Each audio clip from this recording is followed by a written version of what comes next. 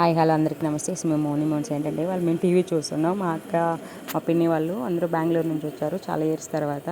So మా అక్క food prepare చేస్తుంది ఏంటంటే మటన్ బిర్యానీ, గోంగూర చట్నీ అన్నమాట.